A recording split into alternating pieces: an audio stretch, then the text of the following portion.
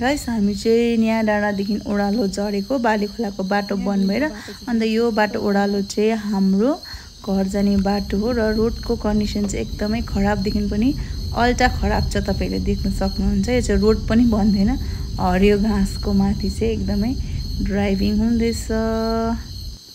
अस्ति रोपेको धानहरू चाहिँ एकदमै हरियाली भइसकेको रहेछ तपाईले देख्न सक्नुहुन्छ र एकदमै दामी भ्यू पनि आइरहेको छ। विक्रम दाजुहरुको धान हैन घाम अस्ताएर माथि माथि टुपी टुपी पुगेछ।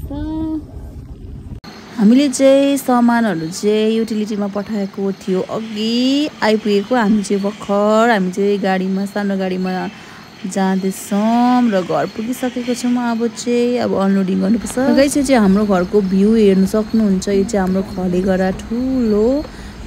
धेरै बेर पर्खिनु भयो होला है। धेरै बेर पर्खिनु भयो होला है। दर पर्खाइयो त हैन ठिकै छ।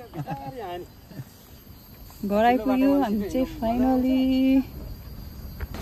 सानो सानो सामान फुट्ने कुराहरू चाहिँ मैले गाडीमा हालेको थिएँ अन्त यो चाहिँ निकालेर म आधी सामान चाहिँ बोकेर घर जाँदैछु र तपाईहरुलाई पनि देखाउँदैछु हेर्नु होला। घर आइपुग्यो फाइनली। यहाँ नाङ्गै छ जुत्ता खोलेर यहाँ हेर्नु है रुमको हालत।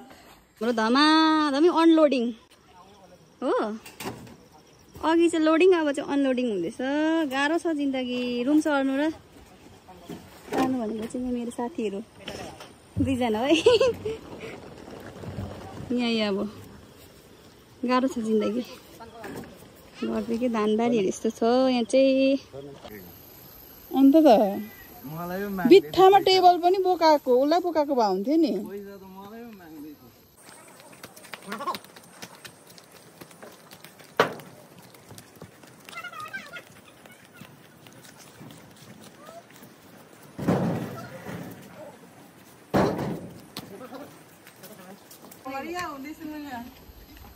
बिहार छ मेरो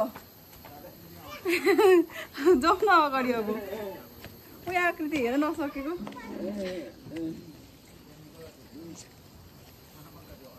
बालीढुङ्गा कस्तो दामी देखिरहेछ। बालीढुङ्गा कस्तो दामी देखिरहेछ। उफ नसकेर हिँड्दैछ।